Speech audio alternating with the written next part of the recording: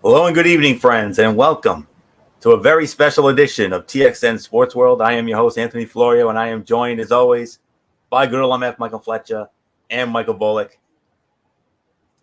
We got to get right into business here. We were planning to start this show tonight with the return of the New York Rangers roundup, myself and MF, but unfortunately, right now, we don't have a winner yet because the Rangers series with the Pittsburgh Penguins, game one, is currently in sudden death overtime right now. So we're hopeful of hopefully there will be a winner coming up in just a moment. But before we get into that, I'm gonna quickly bring in. Whoa, hold on. Nope. All right. I was gonna say I wanted to bring in good old MF Michael Fletcher because MF has work commitments beyond his control, and we don't want to keep him on too long. So MF, we got the second round playoff series in the NBA. I have the order that I was gonna go by when Bullock and I do the formal previews. We got the Milwaukee Bucks squaring off against the Boston Celtics. And then the Golden State Warriors against the Memphis Grizzlies, the Philadelphia 76ers against the Miami Heat, and the Dallas Mavericks against the Phoenix Suns. So we're going to review those. All right. So, all right. Yeah. MF, come on in. Milwaukee Bucks, Boston Celtics. MF, what do you like? I would have to go with the Boston Celtics. I think the Celtics will win the series. And I have them winning in six. All right. Fair enough. Golden State Warriors against the Memphis Grizzlies. Um, I gotta go Golden State. I think Golden State's gonna put Memphis out, and I'm gonna go in seven. All right. Philadelphia 76ers and the Miami Heat. Miami Heat advances to the NBA Eastern Conference Finals, and that will go 7 games. And the Dallas Mavericks against the Phoenix Suns. And I got Phoenix winning that series, and I do believe Phoenix will move on to the Western Conference Finals, and I got them winning that in about 6 games. All right, so that takes care of the NBA. Let's get to the first round of the Stanley Cup playoffs. Boston Bruins, Carolina Hurricanes. Who do you like, Doc? Carolina in six. Carolina in six. Tampa Bay Lightning. Yep. Yep, you said Carolina in six. All right. Yep. The back-to-back Stanley Cup champion Tampa Bay Lightning against the Toronto Maple Leafs. Going in, I was gonna say Tampa, but after what I saw last night, I'm actually changing my pick. I'm gonna go with the Toronto Maple Leafs to win the series, and I think they're gonna win it in seven. Wow. St. Louis Blues against the Minnesota Wild. St. Louis. That's easy. They'll win it in six. All right. Los Angeles Kings, Edmonton Oilers. Edmonton will bounce back. I got them winning that in six. All right. Our series, the Pittsburgh Penguins and the New York Rangers. Rangers go seven. I think they'll win it in seven. Washington Capitals and the Florida Panthers. I gotta say Florida. I think this was like kind of a misnomer. I think Florida will bounce back, and I think they'll win it in six. Nashville Predators and the Colorado Avalanche. Avalanche easy 5 games. And the final series, the Dallas Stars and the Calgary Flames. This one's tough, but I'm gonna go with Calgary in seven. All right. So we got some hot and heavy action in the rain with the Penguins and the Rangers. So MF, you've shared. We appreciate you sharing your insight. But do we have enough time to get some bonus commentary in, or not really? I mean, yeah, we got about 409 remaining, 408 remaining. As it looks like this is Panarin trying to bring the puck up. There's an opportunity, and there's a scramble and a cover up. So for 3:58 remaining, first overtime, 3-3 New York against Pittsburgh, game one of the Eastern Conference first round. And yeah, that was a close shot as that shot actually hit Sherstankin's stick and knocked it off. And then look at this opportunity for the Rangers. Oh, just goes a little wide. Panarin, beautiful pass. And it was a tic-tac-toe. Stahl just could not get the stick down in time to try to win it. They try to go for the face-off, and it looks like there was a false start. Icing call. Here we go. And the puck is dropped, covered by the Penguins. They just shoot it right around. It should be icing, and it is. So we have icing, 3:50 remaining, first overtime. Oh my goodness. I know, what a game. You could feel the tension in the Garden right now. Yeah. New York jumped out to a 2-0 lead. Then it was Three unanswered by Pittsburgh. And then a shorthanded goal by Kreider that actually started it, only for Pittsburgh to get the goal right back, tie it 3-3. Oh, down the front. Oh. And here we go again. As they try to clear the puck, this one's down, and here comes the Rangers with the puck. Give it in. And now they throw it down in front, and it just goes a little wide. Recovery and sent out. Here comes an opportunity for the Penguins now. He shoots. That one goes well wide of Shestankin. And now it's go back up ice. And what happened here? Oh, all right. Looked like there was a little bit of a malfunction there, but they throw it. There's an opportunity. That one goes wide. Nice save by Shestankin. Goes out all the way to, oh my goodness, what a hit. Hard hit. And an offside was called with 2:55 remaining. Kreider lays the lumber on Pettersson. Oh. Oof. Right on the doorstep, almost. And, of course, the Rangers almost had the game won late in the third period, but the goal was waved off upon further review due to goalie interference by Kakko. Controversial call, too. Ranger fans complaining that Kakko was pushed from behind, and it did look like he was pushed. However, and now the Rangers with the puck, brings it up ice, and now they just hold on to it. Tries to throw, turnover, opportunity for the Penguins, and that one goes wide and out of play. Oh, you don't want to make that mistake, especially with guys like Gensel and Crosby lurking around like that. And friends, we want to let you know while we have this time, if we have a winner, maybe we'll have time for a quick Ranger roundup. But if it goes to a second overtime, then we're obviously going to have to push it back to tomorrow night. Yeah. As part of Wednesday Night Madness. And good news, MF will be with us for that, and he'll also be with us on Thursday for our annual NFL Draft recap special. So we'll have that. Bring it up ice does the Rangers. Now it gets dumped out, and now New York has it. Panarin. They try to toss it. Now it gets right back into the slot, and there's an opportunity, but it goes right by. Here comes the Penguins. 3-on-3. Tries to do a dump and chase, and this one goes all the way around. New York with it. Almost lost it at the neutral zone. Now recovered by the Rangers as they just try to corral it and send it up ice, which they do. 2 minutes remaining in the first overtime. As this is Masterson. Masterson now up ice. Here comes the Penguins with a 3-on-2 disadvantage. Shot goes wide of Shestankin. Hard hit down in the corner. Now that's Malkin. Malkin now. Oh my goodness, this was an opportunity, but now it goes a little wide. Now the Rangers have it.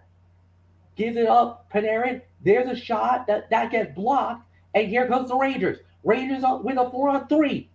Panarin. Oh, got slapped away, but Panarin now handles the puck, and he just dumps and chases and goes deep. And this one gets cleared out, gets cleared back into the neutral zone, and now played by Hedl. Philip Hedl now gives it up. Here comes the Rangers trying to go in, and that looks like that's Philip Hedl, and there's Kreider on the side. That gets wedged away with 1 minute remaining in the first overtime. Here comes the Rangers right around the net. Lost the puck momentarily. Now has an opportunity. That's Philip Hedl. Hedl looking, and now tries to corral around, and they don't get an opportunity. Now here comes an opportunity for the Rangers. Looking, throws on ice. Nope. And now with 39 seconds remaining, here comes the Penguins. Penguins brings it up ice. They just do a double chase, and that is where Shesterkin will give it. Now corralled around the ice and given up as New York tries to bring it up, but lost it on the way to Malkin. Malkin hands it off, 20 seconds remaining. Now Malkin with the puck. Malkin tries to throw it to Benito, but that doesn't get anywhere going. 10 seconds remaining. Down to 8 and 7. There's a shot. Great save by Shesterkin, and with 4. Down to 3, 2, 1. And we're going to a second overtime in Madison Square Garden. Mercy. Mercy indeed. I mean, well, second overtime. So, and we know how crazy these games can get. Oh, yeah. So, I guess the Ranger owner might be out of the question for tonight. So, all right. So, there's who knows how long the intermission takes. So, so there you have it. 3-3, the Pittsburgh Penguins and the New York Rangers going to a second overtime in game number 1 of their first round playoff series. So, so with that being said, let's get started with our festivities here tonight, and we're going to start it off with our preview of the second round of the NBA playoffs, and we're going to start it out with you heard the order as I mentioned, as it will be the reigning and defending. Yep, and MF has left us, so MF has work commitments beyond his control, but I'm glad that he was able to join us for a little bit. So he will be back with us tomorrow night for Wednesday Night Madness, and we're going to start that show immediately with the Ranger Roundup, myself and MF, and then we'll do NXT and Dynamite from there. So Michael Bullock joins me now. So Bullock, we'll get to you in just a moment. And we're going to start off with our second round preview of the NBA playoffs. And we're going to start it off with your reigning, defending NBA champion Milwaukee Bucks, the number 3 seed, squaring off against the number 2 seed, the Boston Celtics. And the battle-tested Boston Celtics find themselves in the conference semifinals for the 5th time in the last 6 years, hosting a formidable foe in the defending champion Milwaukee Bucks, which enter game 1 likely missing one of their top players and 3-time All-Star Chris Middleton, who is expected to miss the entire series. The Bucks' second leading scorer, Middleton, sprained the MCL on his left knee in the fourth quarter of Milwaukee's Game 2 loss to the Chicago Bulls on April 20th. Since the 2017-18 season, Middleton has faced the Celtics in 2 playoff series, shooting 51.6% for an average of 22.4 points a game. Boston, meanwhile, heads into this series well-rested with a relatively clean bill of health after quickly dispatching the Brooklyn Nets in 4 games to become the only team to sweep through the opening round. The Celtics have simply been the best team in the NBA for the last 3 months, running off victories in 26 of their last 32 games in the regular season, only to step into the postseason nearly peaking. Robert Williams III held up that process somewhat after undergoing knee surgery in March, but he returned for Boston's Game 3 win over the Nets in the first round. Celtics coach Ime Udoka admitted that Williams' layoff negatively affected his conditioning, but that's an area they've worked to improve over the course of nearly a week as the club awaited its next opponent. Celtics eliminated the Nets on the strength of physicality and suffocating defense on superstars Kevin Durant and Kyrie Irving, but they face a more arduous task in trying to slow down reigning Finals MVP Giannis Antetokounmpo, who is 7-5 in the postseason against Boston, averaging 26.8 points, 10.1 rebounds, and 1.5 steals. Antetokounmpo thrives on physicality, but with co-star Middleton expected to miss time, the Bucks need other players to step up, such as Drew Holiday, Bobby Portis, and Grayson Allen, who has been a lights-out three-point shooter thus far in the postseason. The three things to watch: number one, defending Antetokounmpo. Boston opened up the playoffs against Kevin Durant by throwing the kitchen sink on him early, and that definitely affected his rhythm. In just the first half of Game 1, the Celtics defended Durant with Defensive Player of the Year Marcus Smart, Jaylen Brown, Jason Tatum, Al Horford, and Grant Williams, limiting one of the game's all-time great scorers to just 7 points on 2 of 10 shooting. Expect a similar defensive plan against Antetokounmpo, who will likely be less affected by Boston's physicality than Durant was. Tatum matched up against Durant as the primary defender for much of the opening round, but Antetokounmpo outweighs the Celtics' wing by more than 30 pounds. Either way, you can expect plenty of double teams to be flying at Antetokounmpo, who will need to find open shooters. The two-time Kia MVP needs to keep an eye out for Brown as well, as he's averaging 2.5 steals in the playoffs. Number 2, Portis contributions. Bobby Portis joined Milwaukee's starting lineup after the injury to Middleton, and he averaged 16 points and 13 rebounds across his first 2 starts of the postseason, hitting 50% from the floor and 42% from three-point range. As the Bucks cranked up their defense to compensate for the expected dip in scoring, Bucks coach Mike Budenholzer said, "When we're good defensively, that usually bleeds into our offense," and added the team has leaned pretty hard on that end with Middleton out of commission. That certainly needs to continue against the Celtics team with so many scoring options led by Tatum and Brown. 4 of Boston's 5 starters average double figures in scoring, so Portis needs to step up to help Antetokounmpo and Holiday match some of that production. And number 3, elite two-way Tatum. Tatum's confidence must be soaring after his performance in the opening round against fellow superstar Durant. The 3-time All-Star averaged 29.5 points, 7.3 assists, and 1.8 steals in the first round, but he's facing a stiffer defense in the semifinals, led by Antetokounmpo and Holiday, with Brook Lopez anchoring the interior. The positive for Tatum is he's improved tremendously this season as a playmaker and can facilitate with confidence if Milwaukee locks him down because of Boston's strong supporting cast of shooters. Tatum and Brown are already difficult enough to slow down, but Smart, Horford, Grant Williams, and Peyton Pritchard have been deadly from deep so far in the postseason. The number to know is 18.2. The Bucks held the Chicago Bulls to just 96.5 points per 100 possessions in the first round, 18.2 fewer than the Bulls scored in the regular season. In the 26 years for which we have play-by-play data, 416 teams, that was the biggest drop-off in offensive efficiency from the regular season to the first round of the playoffs. Games 1 and 3 were the Bulls' third and second least efficient games of the season, respectively, topped only by a game back in November. Last year's Bucks were responsible for the 5th biggest drop-off, having held the Miami Heat to 15.2 points per 100 possessions than they scored in the regular season. Celtics had the league's top-ranked defense in the regular season and held Kevin Durant to just 39% shooting in their first-round sweep of the Brooklyn Nets. But Brooklyn actually scored more efficiently, 115 points per 100 possessions over those 4 games, than it did in the regular season, 113.2. And though it didn't necessarily feel that way, the Celtics' victory was more about the other end of the floor. The Celtics have had the second most efficient offense in these playoffs, having scored 119.2 points per 100 possessions against Brooklyn. And while they had the league's number 1 defense over the full regular season, they also had its top-ranked offense, 120.7 per 100, as they won 26 of their final 32 games. Regular season series between these two teams were relatively offensive, with the Celtics and Bucks combining to score almost 116 points per 100 possessions over the 4 games. But the Celtics defense has generally played at a high level all season, and the Bucks defense has seemingly flipped the switch. Fully healthy, these teams are evenly matched, having split the regular season series 2-2, but Middleton's knee injury casts doubt on his availability for the early portion of the series.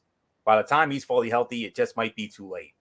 The Celtics are close to peaking at just the right time with a hungry, battle-tested group of young players and a first-year head coach in Udoka, who has ratcheted up the club's collective tenacity on both ends of the floor. The defending champion Bucks showed a little vulnerability in the first round, losing to the Bulls at home in Game 2. This series should go down to the wire, but Middleton's injury will be too much for Milwaukee to overcome. And after what we saw tonight, I'm going with the Boston Celtics to win this series. I say Boston wins, but I think it goes to distance. I think it's going to go 7 games, and I think the Boston Celtics will eke it out. So I'm going to go with the Boston Celtics to win this series, 7 games. Michael Bullock, come on in, front and center. Bucks, Celtics. We're tied at 1 game apiece after the Celtics game 2 win, which we'll get into in the Celtics chat in a little bit. But 1-1. I got the Celtics in 7. What says you? Yeah, I got the Celtics winning the series in 7 games too. Obviously, I think because of the home court advantage that the Celtics have in this series, and I think eventually the injury to Chris Middleton, I think, is going to come back and haunt the Bucks because of what Middleton brings to that team. I mean, yes, you got Giannis Antetokounmpo and what he can do, but what he can do defensively, what Middleton can do defensively, and his 3-point shooting, I think that's going to be missed. I mean, yes, I mean the other guys, sure they're going to step up, and but with what the Celtics can do offensively and defensively, I think in the end, I think it's going to be too much for them. It'll be tough for the Celtics, but I think I see them winning the series in 7 games. So nothing more to say. Let's move on. I mean, and Bullock, you'll be starting off the next series, which is the other 2-3 matchup. By the way, all chalk in both conferences. Amazing. And it's the other 2 versus 3 matchup in the Western Conference. That is the number 3 seed is the Golden State Warriors, and they'll be squaring off against the number 2 seed, the Memphis Grizzlies. Golden State won game 1 of this series on Sunday, 117-116. They're currently playing game 2 at this hour. Late second quarter, Memphis with a 2-point lead, 46-44. So with that being said, Michael Bullock, Golden State Warriors, Memphis Grizzlies, who you got? Yeah, this is going to be a fun series here. I mean, but there's something about this Golden State Warriors team. I mean, I think they're starting to look like that team that won those NBA championships. I mean, with Steph Curry and Draymond Green, and some emerging players. I mean, Memphis will definitely give them a fight here. I mean, I gotta go with the Golden State Warriors. I mean, I like what I've seen from them. I mean, Memphis will play them hard, but in the end, I got Golden State moving on to the Western Conference Finals. I too think this is going to go the full 7 games, just like that Celtics Bucks series. So nothing more to say. Florio, it is yours. All right, fair enough. For the second consecutive year, the Golden State Warriors and Memphis Grizzlies will face off to determine each other's playoff fortunes. The context has changed completely, though. The Warriors and Grizzlies squared off in last year's NBA play-in tournament. While Stephen Curry and Draymond Green carried the Warriors without Klay Thompson, the Grizzlies were eager to prove they should be taken seriously. 1 year later, the landscape has changed already between both teams as they prepare for this Western Conference semifinal matchup. The Grizzlies host the Warriors in game. We already talked about the game that went down on Sunday. And the Grizzlies host the Warriors with the home court advantage in this series as a viable championship contender. Though it took the Grizzlies 6 games to eliminate the 7th-seeded Minnesota Timberwolves, they have a strong blend of young talent that possess remarkable maturity, including 2 dynamic scorers and playmakers in Ja Morant and Desmond Bane, as well as an elite defender in Jaren Jackson Jr. As for the Warriors, they have the familiar characters that helped them win 3 NBA titles and 5 appearances in the finals. Arguably the NBA's best shooter, Stephen Curry, the league's second-best shooter, Klay Thompson, and the league's best defender when healthy, Draymond Green. But they also have returned to the playoffs because they have struck a good balance between blending their championship-tested players with an otherwise young roster. Third-year guard Jordan Poole has become the biggest emergence a year after spending time in the G League, all of which should make for a compelling series filled with twists and turns. The 3 things to watch: number 1, Steph versus Ja. Curry and Morant will become intent on showcasing their greatness. They want to do it against each other. To be clear, Curry and Morant remain more motivated by winning. That's what makes both the NBA's generational talent Curry and the league's rising star Morant so great. But expect them to try to showcase their superiority against each other. Remember when Curry wanted to defend Morant during their first matchup last season after the two stars took veiled and playful shots at each other on social media?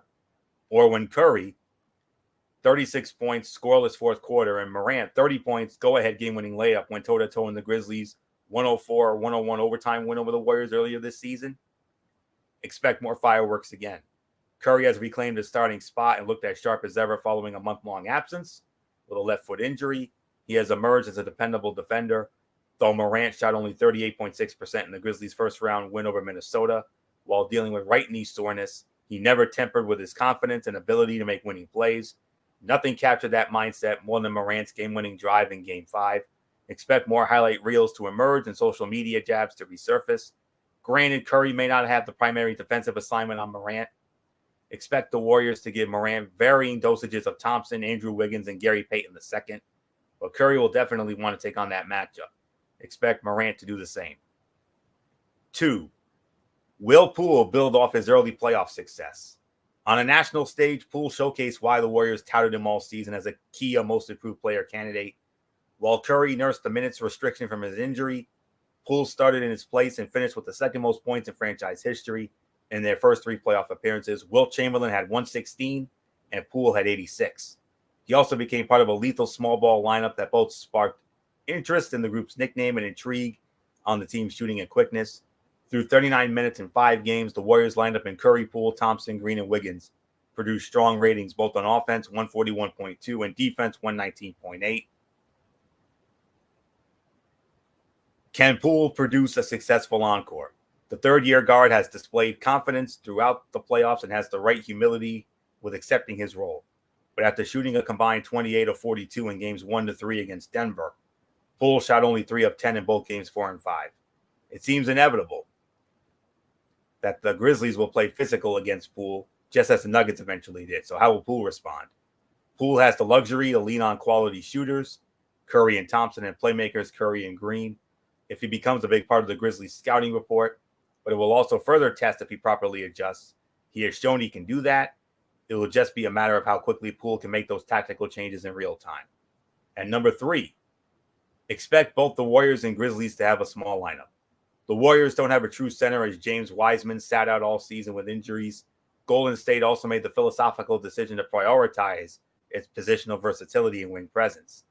Besides, they have a pretty good defender who has stamped a Hall of Fame career by mastering all 5 positions. The Warriors spent their first-round series mostly focused on Green and other teammates locking in on Nuggets center Nikola Jokic. Now that the Warriors will not have to worry about defending a top MVP candidate, they are unlikely to defend another traditional center. The Grizzlies rarely played center Steven Adams after logging 24 minutes in their Game 1 loss to Minnesota. Adams missed Game 6 as he entered the NBA's health and safety protocols. Grizzlies relying on a small lineup featuring Bane, Tyus Jones, Dylan Brooks, and Brandon Clark to rally in Game 5. Given Memphis' success since then, expect that strategy to stay the same. It'll be fascinating to see which team plays small ball the best. Both teams have aggressive scorers, versatile defenders, and effective floor spacers. They have no need to rely on a traditional center because neither team has an elite big man that can score in bunches. They also don't have a center that won't be compromised with a constant ball movement and pick and roll plays. Both Kerr and Memphis coach Taylor Jenkins have become creative with their rotations during the playoffs. Expect more unexpected chess moves. The number to know is 60.8%. In their first round series win against the Denver Nuggets, the Warriors had an effective field goal percentage of 60.8%. 4th highest mark in a best-of-7 series in NBA history.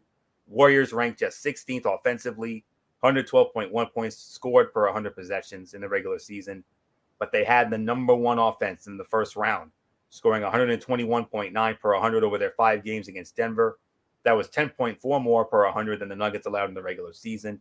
Shooting is the most important part of offense, and the Warriors ranked 2nd in 2-point percentage, 58.6%, and 1st in 3-point percentage, 42.2% in the first round, with 3 of the 14 players who shot 40% or better on at least 25 3-point attempts.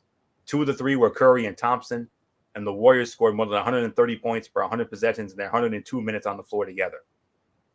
Grizzlies ranked 3rd defensively in the first round, holding the Minnesota Timberwolves to 8 fewer points per 100 possessions than they scored in the regular season. They also had the league's best regular season defense against Golden State, with the Warriors scoring just 101 per 100 over 4 meetings. But Curry missed the final meeting, and Thompson played just 20 total minutes against Memphis. The Warriors did outscore the Grizzlies by 17 points, scoring 56 points on 45 possessions in those 20 minutes, with Curry also on the floor for all 20. Warriors and Grizzlies both have a compelling case. They have plenty of stars, plenty of depth, and lots of motivation. But the Warriors have the slight edge. Technically, Golden State does not have a cleaner bill of health because of Iguodala's injury, but Curry, Thompson, and Green don't appear to have any health issues anymore, while Morant has dealt with right knee soreness during the playoffs. With the Warriors' main stars healthy and playing at their best, that will give them some extra wiggle room in a competitive playoff series.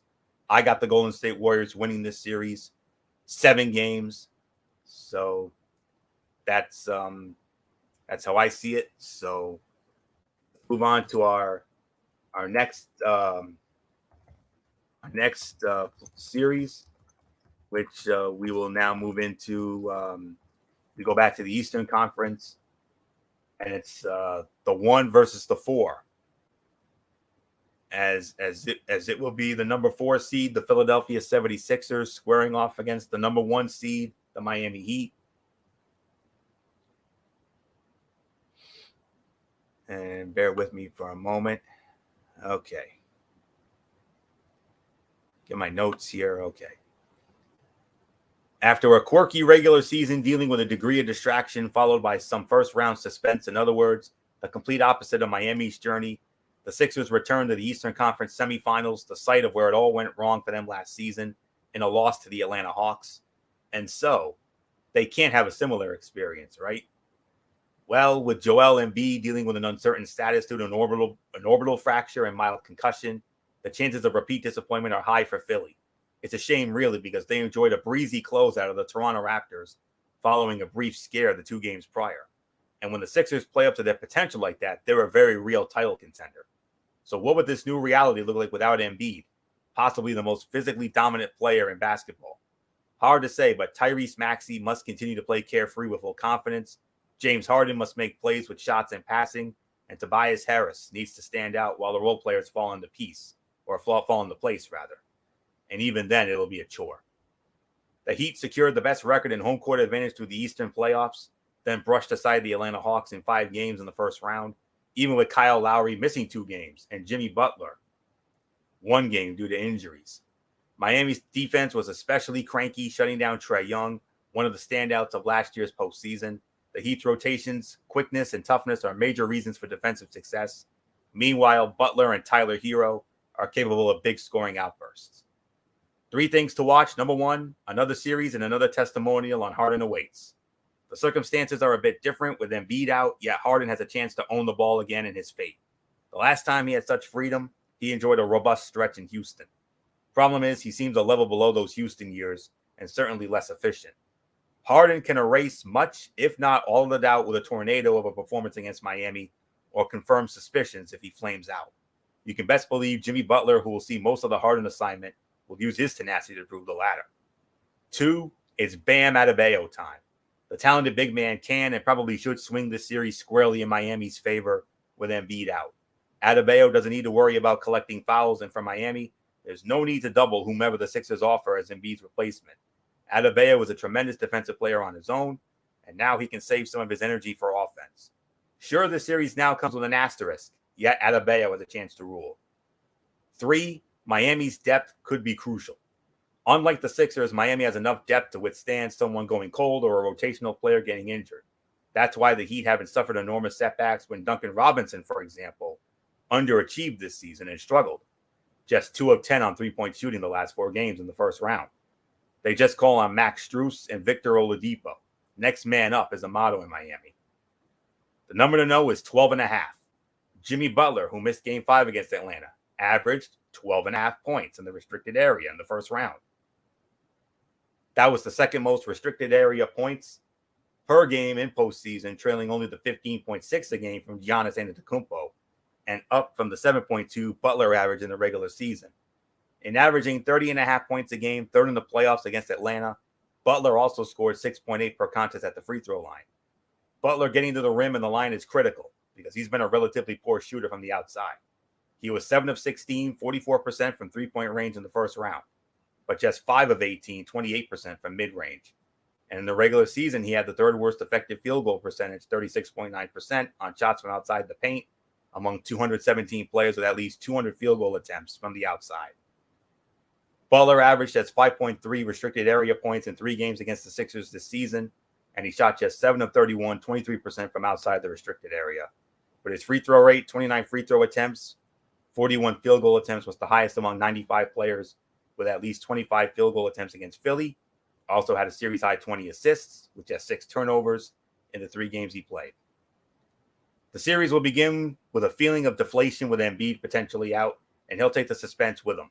The Sixers are built with him as the centerpiece, and it's far too late to establish a new identity on the fly, especially this deep into the playoffs and against a team as consistently good as Miami. The shame is Embiid would have been the best player in the series by a sizable margin. I got the Miami Heat winning this series. I got them winning in 5 games. Miami won game 1 last night, 106-92. They play game 2 tomorrow. So must win for Philly, or else this is going to be an open and shut series for the Heat. So Miami wins in 5. Michael Bullock, what says you? Yeah, I'm with you as well. I got the Miami Heat winning this one in 5 games. I mean, even when Joel Embiid does come back, I just think Miami's the better team here. I mean,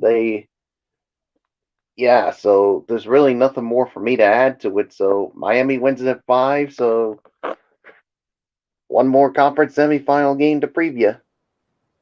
Yep, one more series left indeed, and it's the other 1 versus 4 matchup from the Western Conference. The number 4 seed, the Dallas Mavericks, squaring off against the number 1 seed and the best team in the NBA this year, the Phoenix Suns. They played game number 1 last night, and the Phoenix Suns won that game by a score of 121-114. So Phoenix up 1-0. Game 2 tomorrow night in Phoenix. So Michael Bullock, Dallas and Phoenix closing out our second round. Who do you like? Yeah, the Phoenix Suns, the best team in the NBA this season, and obviously unfinished business for them. And yeah, Dallas, I mean, with Luka Doncic, even with that, it's going to be tough for the Mavericks to try to overcome this. So I got the Phoenix Suns winning the series, and I think it's going to go the 5 games, and they're going to show why they are the best team in the NBA. Florida, what's yours? Yeah, superstars Devin Booker and Luka Doncic each missed 3 games of their respective first-round series, but both returned right on time to lead the Phoenix Suns and Dallas Mavericks to the Western Conference semifinals, which started last night in Phoenix. After a run of 6 consecutive first-round playoff series losses, Dallas advances past the opening round for the first time since winning the 2011 NBA championship. The defending Western Conference champion Suns, meanwhile, knocked down their highest shooting percentage in a playoff game, 60%, since 2006, last Thursday in a 115-109 Game 6 win against the New Orleans Pelicans. Both teams found ways to bounce back from injuries to their superstars in the process. For Dallas, Doncic suffered a strained left calf in the regular season finale that sidelined the guard for the team's first 3 games against Utah. Doncic returned for the final 3, finishing Game 6 with his franchise-leading 12th career 25-5 postseason outing in a 98-96 win over the Jazz in his first playoff series victory. Phoenix navigated similar terrain with Booker playing the first 2 games of its opening round series against New Orleans before straining his right hamstring in the third quarter of Game 2. Booker sat out games 3 to 5 before returning to contribute 13 points in the Suns' closeout win. Both players entered Game 1 of their semifinals healthy, but while they were out in round 1, other players stepped up to add more potential layers to an already compelling second-round matchup. With Doncic out of action, Jalen Brunson averaged 32 points on 50.7% from the field in the first 3 games of the first round, while DeAndre Ayton stepped up in Booker's absence with a combined 51 points in Games 3 and 4, before Michael Bridges racked up a team-high 31 points in Phoenix's Game 5 triumph. Future Hall of Fame point guard Chris Paul closed the show for the Suns in Game 6 with 33 points on 14 of 14 shooting to set an NBA postseason record for the most field goals made without a miss. Paul finished the opening round with 68 assists and just 9 turnovers. Phoenix swept the regular season series between these teams 3-0, but they have not played since January 20th. The 3 things to watch: number 1, clutch performances. If you're unaware, clutch time refers to games in which the score is within 5 points in the last 5 minutes. In this series, we've got 2 of the league's very best in that department so far in this postseason. Phoenix is 2-1 in clutch time in the playoffs, good for 3rd among postseason participants, while the Mavericks rank just below with a record of 3-2. The Suns finished the regular season with the league's best mark, 33-9 in clutch games, while Dallas won 57.9% of its outings under those circumstances. Both teams can thank steady play at point guard from Doncic and Paul for their success in games that come down to the wire, and there's a good chance we'll see plenty of close finishes in this series. 2, defending the stars. Doncic and Booker are prolific scorers, but both teams have defensive stoppers capable of slowing down these superstars. Bridges likely gets that assignment for Phoenix against Doncic when needed, but the Suns forward won't be guarding the Dallas point guard exclusively. After struggling to handle Brandon Ingram in the first round, Phoenix sent plenty of double teams his way in Game 6, holding him to 8 of 17 shooting for 21 points. You can expect the Suns to employ multiple strategies to neutralize the playmaking Doncic. Mavericks forward Dorian Finney-Smith likely takes on the role of stopper against Booker, who led the Suns in scoring in each of their regular season wins over Dallas. An all-defensive team candidate, Finney-Smith, can effectively guard every position on the floor. His defense on Jazz star Donovan Mitchell proved significant in the opening round as Mitchell shot just 37.7% from the floor over the last 3 games of that first-round series. And number 3, battle of the bigs. Ayton averaged 15 rebounds against the Mavericks during the regular season, and Doncic carried the burden on the boards, 8 rebounds a game in these meetings for Dallas. In this series, the Mavericks will also need to deal with Ayton's scoring, especially if they're devoting extra attention to slowing down Booker. Ayton played in just 2 of the 3 Suns Mav games this season, shooting a combined 13 of 20 for 27 points. Dallas has just 2 true centers on its roster in Dwight Powell, who suffered a ruptured Achilles tendon in 2020, and Boban Marjanovic. Neither of them is athletic enough to consistently defend Ayton, who has a Hall of Fame point guard in Paul to deliver the ball inside. Suns also appear to have more depth at the position with JaVale McGee and Bismack Biyombo. The Mavs did employ a small ball lineup in the second half of Game 6 on last Thursday with Finney at center, and that played a crucial role in the team's comeback victory over Utah. The number to know is 17.4. The Mavs ranked last in pace in the regular season, averaging just 95.6 possessions per 48 minutes. And their series against the Jazz was the slowest paced series of the first round, with the 2 teams averaging just 91.3 possessions per 48. Overall pace is about both offense and defense, but according to Second Spectrum tracking, the Mavs averaged a league-high 15.8 seconds per offensive possession in the regular season. And over their 6 games against Utah, that number jumped to 17.4 seconds per possession. For the 3rd straight year, Luka Doncic leads the postseason in time of possession. Dallas likes to play slow and control the ball, and fewer possessions can help shrink the gap between a very good team and an elite one. Of course, fewer possessions can also make it more likely that the score is close down the stretch. And with their win in Game 6 in New Orleans last Thursday, the Suns are now 35-10 in games that were within 5 points in the last 5 minutes. They were 2-0 in clutch games against the Mavs in the regular season. Doncic played in only one of those 2 games, scoring an amazing 30 points on 17 clutch possessions. Dallas is 25-18 in clutch games after their Game 6 win in Utah, but ranked 27th in clutch defense, 117.8 points allowed per 100 possessions in the regular season. The backcourts of these teams are flooded with talent and superstar guards Doncic, Booker, and Paul. Despite Doncic's transcendent skill set, it's playoff experience that will carry this series. The defending Western Conference champions own the advantage here. The Suns won't shut down Doncic entirely. They can't. Besides, they've also got to deal with Brunson and Spencer Dinwiddie, who broke out of a first-round shooting slump in a major way in Game 6 against Utah, as well as clutch shooter Finney-Smith. Expect plenty of big nights production-wise from Doncic, but when the games are on the line, look for the veteran Paul to take control and carry Phoenix back to the Western Conference Finals. I got the Phoenix Suns winning this series, but I think it's going to go the distance. I think Phoenix wins the series in 7 games. So with that said, we're going to move on. We're going to stay in the NBA, and we're going to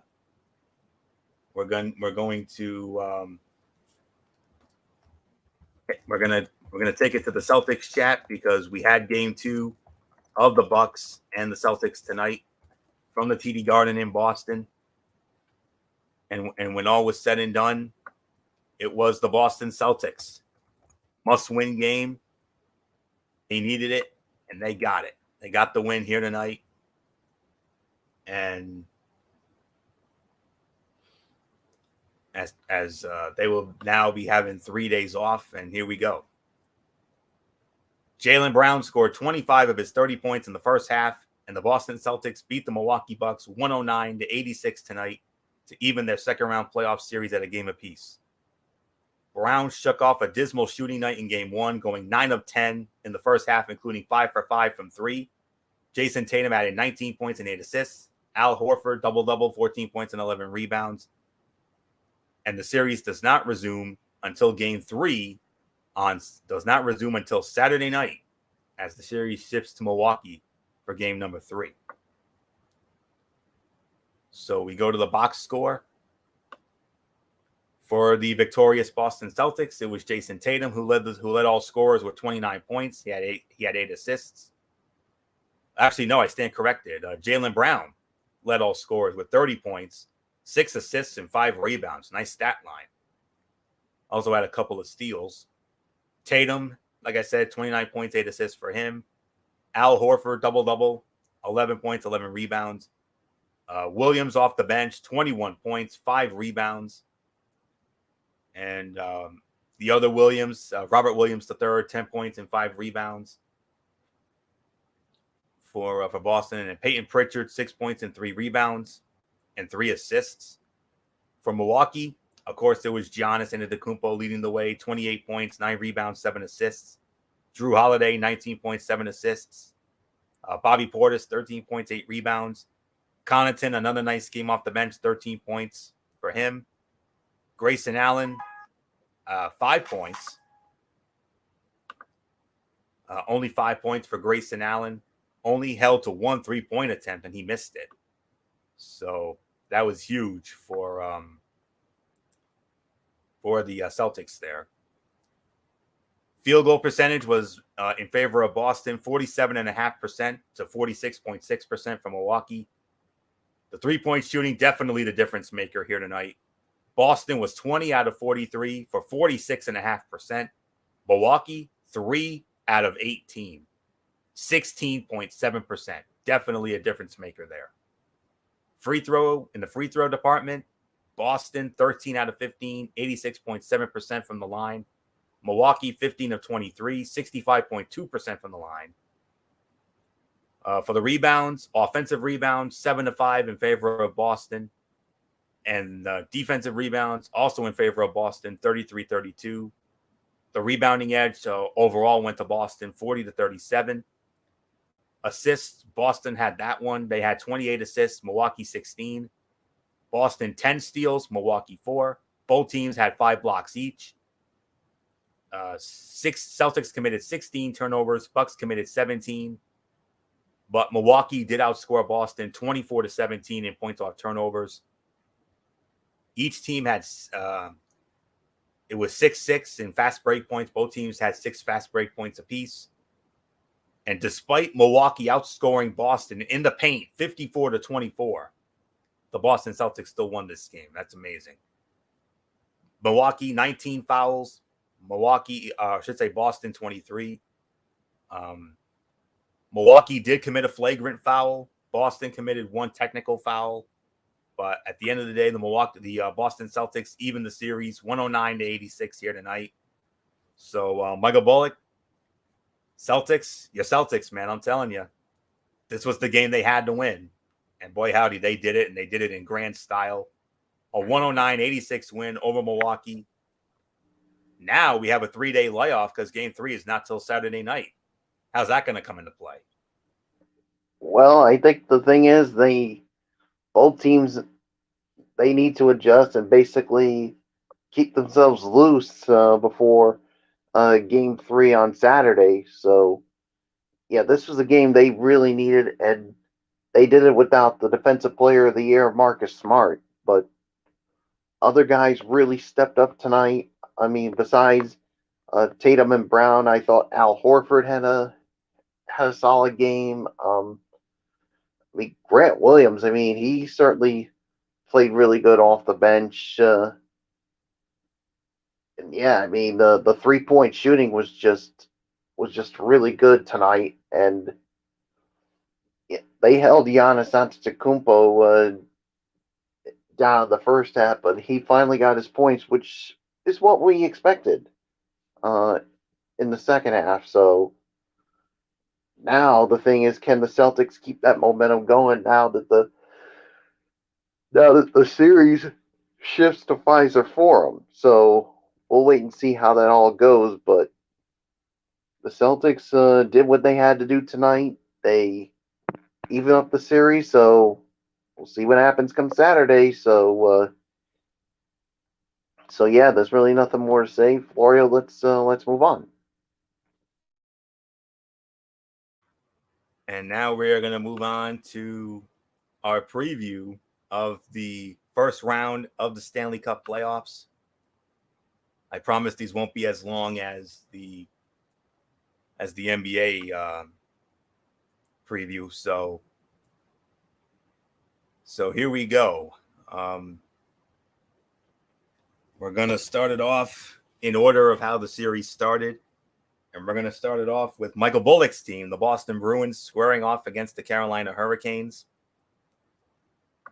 The Hurricanes had a great season, but an injury to starting goaltender Frederik Andersen looms large. If he's unable to go in this series, the Bruins have enough up front and on the back line to possibly get it done. But after what I saw last night, I'm thinking differently. I think I originally had Boston winning the series in 6, but I think I'm definitely changing my tune after what I saw last night. So I think the Carolina Hurricanes are going to win this series. I think Carolina will win at least 6, maybe 7, but I'm going with the Carolina Hurricanes to get it done. So not much more to say. Bullock, we talked about it last night in our first installment of the Bruins beat, and didn't go well for your Bruins last night. Now they have a must-win of their own coming up in game number 2 in Raleigh tomorrow night before it goes to Boston for game 3 on Friday. So yeah, like you said, I got Carolina in at least 6 or 7. What says you? Yeah, I mean, after what I saw last night, I mean, basically, I mean the Bruins. I mean, they'll get their share of some wins, but as much as I like the Bruins, but I just think Carolina is the better team here. So I got the Carolina Hurricanes winning this series in 6 games. But you know what? I mean, if I'm wrong, I'm wrong. So exactly, nothing more to say. Let's move on to the next series. And what a series we have here in a very loaded Eastern Conference. The back-to-back defending Stanley Cup champion Tampa Bay Lightning squaring off against the Toronto Maple Leafs. Michael Bullock, very intriguing series. Who do you like in that one? Yeah, this should be a very intriguing series. I mean, the Toronto Maple Leafs, I mean, they pulled off a huge victory in the first game of that series. So, but come on, these are the reigning back-to-back Stanley Cup champion Tampa Bay Lightning. I mean, I still think Toronto will definitely give them some fits, but in the end, I got the. As I know, Mike Fletcher has Toronto winning the series, but I'm gonna have to respectfully disagree with him. I'm gonna go with the Tampa Bay Lightning to win the series, and I think this is gonna go 6 games. So, I mean, until the champs can be dethroned, you can't go against them. So, absolutely nothing more to say. Florio, it's yours. Yeah, the Maple Leafs have been unable to make noise in the playoffs for a long time. They are loaded up front and decent in their own zone. Jack Campbell will need to be at his best in order to beat the defending back-to-back champs. Meanwhile, the Lightning will be coming in hot and healthy. Steven Stamkos, in his last 9 games, 10 goals and 16 assists. Wow. I'm with you, Bullock. I got the Tampa Bay Lightning in winning this series as well, but I think it's going to go the distance. I think Tampa will find a way, like they've been doing the last couple of years, and until they lose, you can't go against them. So, I mean, I would love to see Toronto win this series. I really would, because it's been forever and a day since they've won a series. Of course, it's been forever and a day since they last won the Stanley Cup. They haven't won a Stanley Cup since 1967, for goodness sakes. So, could this be the year? I don't know. But for right now, I got Tampa winning in 7. Next series, as we shift to the Western Conference, we got the St. Louis Blues squaring off against the Minnesota Wild. And a divisional battle of 2 evenly matched teams that is the closest to a toss-up that I see in the first round. This is going to be a nasty series with the greatest potential for fights. In the end, I believe it'll come down to which team can score the most dirty goals. And I think that could be the St. Louis Blues. Based on experience, it would make sense to go with St. Louis, but I don't know. I just got this feeling about Minnesota. I don't know why, but I'm getting this gut feeling about Minnesota. My gut's telling me to go with Minnesota here. So I'm going to take a chance here, and I'm going to go with the Minnesota Wild to win this series 7 games. So if I'm wrong, I'm wrong. So that's all. I'm going to take a chance on Minnesota. I got a good feeling about them. But if St. Louis wins, it would be obviously because of their experience in the past. Obviously, coming off their first ever Stanley Cup win in 2019. Sadly, that came against Bullets Bruins, but it is what it is. But I'm going with Minnesota. I think it's the best Wild team I've ever seen. So taking a chance on Minnesota, 7 games. Michael Bullock, what says you?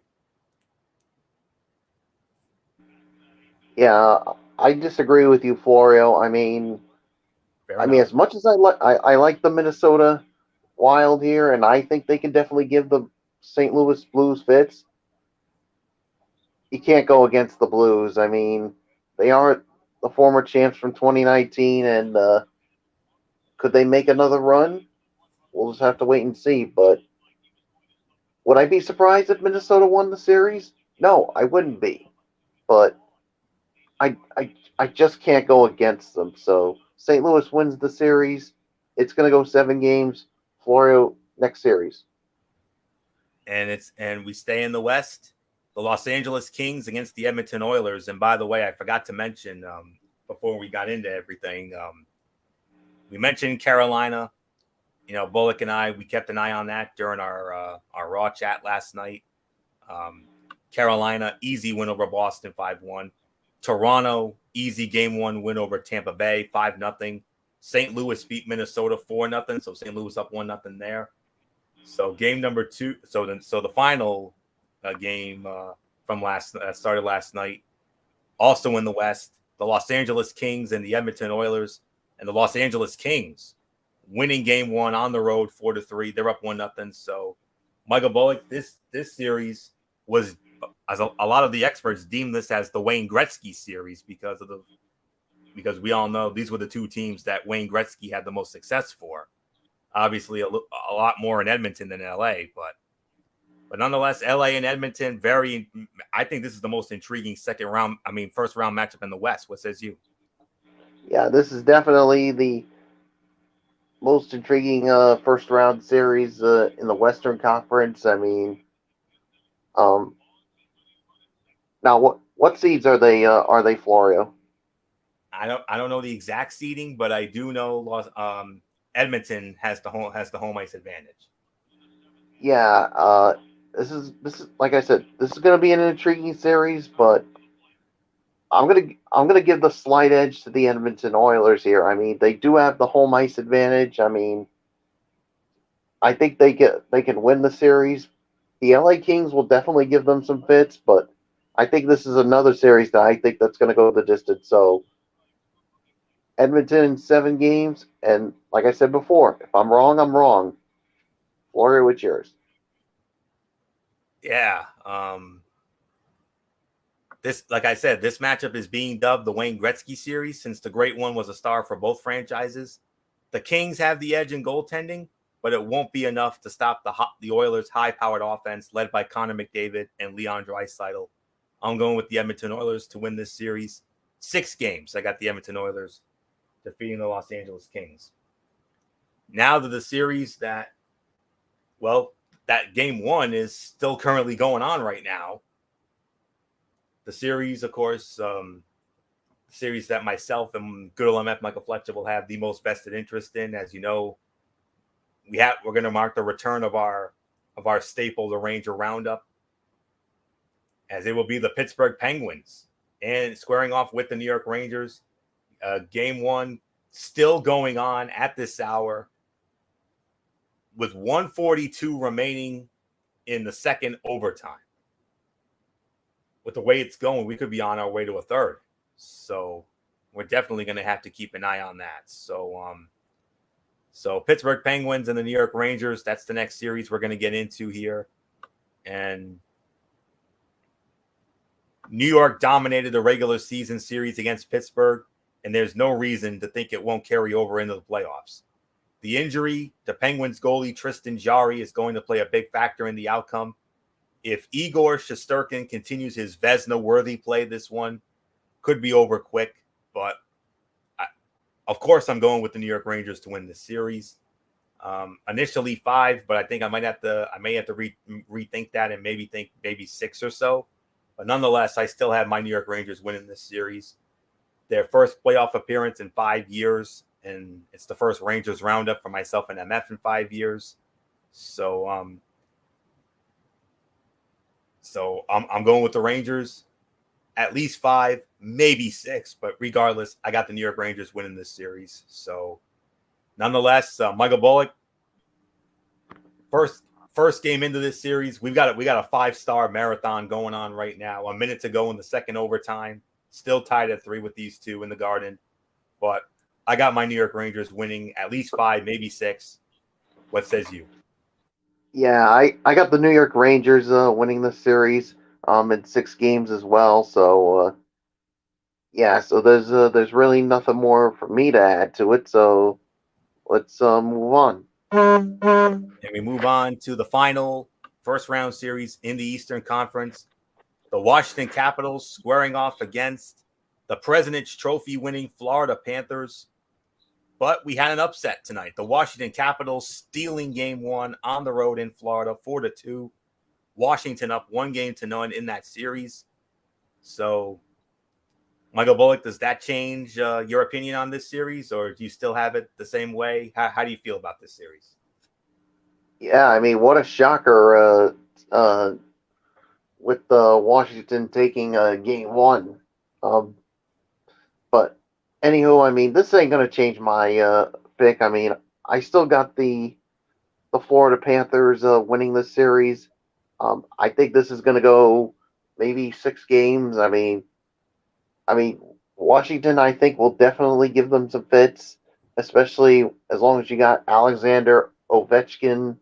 You always have a chance here. So, but Florida to me is the better team here. So 6.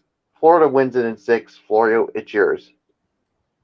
Agreed. This should be a good series if Alexander Ovechkin is healthy. He missed the last 3 games of the season with an upper body injury, but it's believed he'll be ready for the start.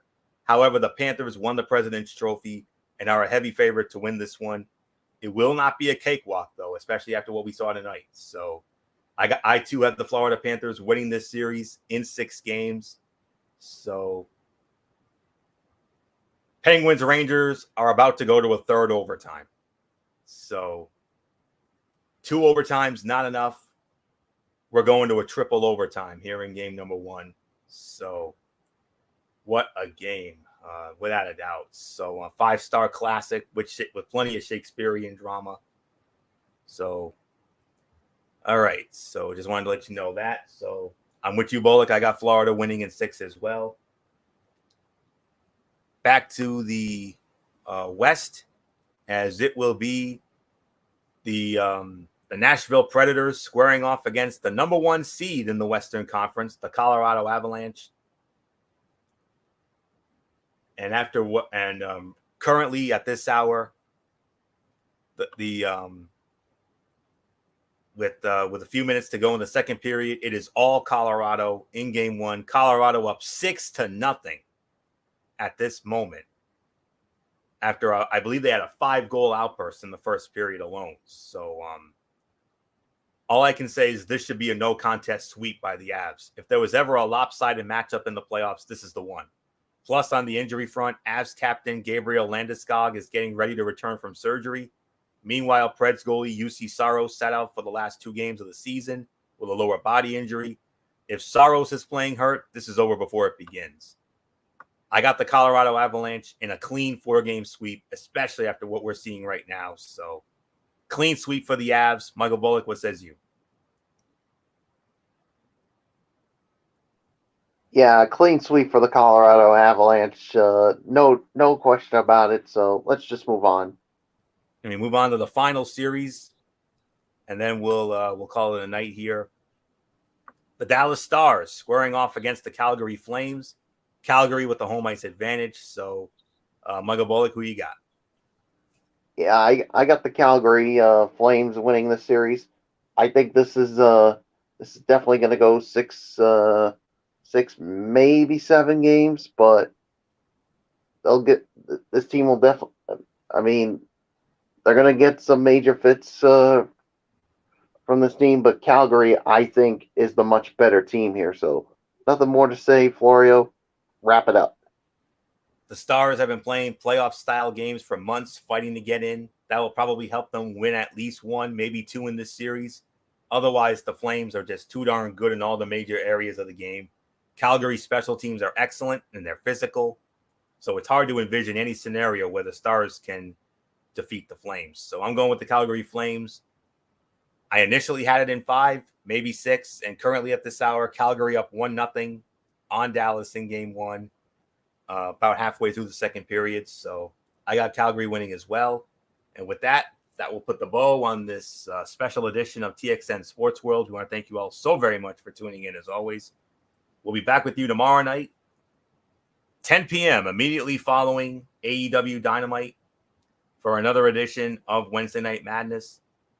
And it will be hosted by good old MF Michael Fletcher, as in addition to our review of NXT Spring Breakin' and AEW Dynamite, we're also going to have the Rangers Roundup, the return of the Rangers Roundup with myself and MF.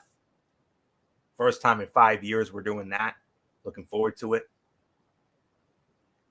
And then from there we have our very special annual NFL Draft Recap special for Thursday night. Of course, we also have Game 2 of the Ranger Penguins series. Hopefully, we'll have enough time, myself and MF, to do a quick Ranger roundup on that. That will also be a 10 p.m. start time for that. You know how we do the NFL Draft Recap show. If you haven't been watching all those other years, team by team, grades. We give our grades for each team based on their picks, and we'll and a brief analysis of said teams. So we'll do that on Thursday. We will not have a show on Friday because MF has work commitments beyond his control. So what we're going to do is we're going to push back the Cerebral Smack Talk to Saturday. We're going to have a special Saturday night edition of the Cerebral Smack Talk. Time to be determined. Hosted by good old MF Michael Fletcher, as we will have. We'll be reviewing Friday Night SmackDown. We'll be reviewing AEW Rampage. We'll also be previewing WrestleMania Backlash. And we will also have the Game 3 edition of the Celtics chat for Michael Bullock, as his Celtics and Bucks will be meeting in Game 3 of their series. We'll do a Celtics chat there. And then we'll also have, the time permitting, it will be our Game 3 edition of the Ranger Roundup with the New York Rangers and the Pittsburgh Penguins. So that's going to be a loaded show on Saturday night. We're not going to have a show on Sunday because of the fact that myself, Bullock, and MF will be going to the WrestleMania Backlash pay-per-view event in our neck of the woods in Providence. So what we're going to do is we're going to have a special edition of Ridiculously Raw where we are going to review WrestleMania Backlash and Monday Night Raw.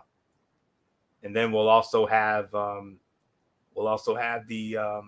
installments of the Ranger Roundup and the Celtics chat, because I think the Game 4s of those series will both be on that night as well. So another loaded show there. So a lot of great content coming your way, and we hope you all enjoy it. So that's it. So until tomorrow night for Wednesday Night Madness over on MF's channel, Braceway 95, this is Anthony Florio here for Michael Bullock. And in spirit, good old MF Michael Fletcher and the First Lady Dee Dee Woodson. You know the routine, everybody. Thumbs up. Talk to you later. Yeah, throw it up Fortune 4 style. Bye for now, my friends. God bless. Be good to each other. Have a blessed Wednesday, and until tomorrow night for Wednesday Night Madness, you've been watching this special edition of TXN Sports World right here on the Tone 25 on YouTube and StreamYard.com. For everybody who's been a part of this one, for now, it's me, Florio. So long. Bye, everybody. Bye.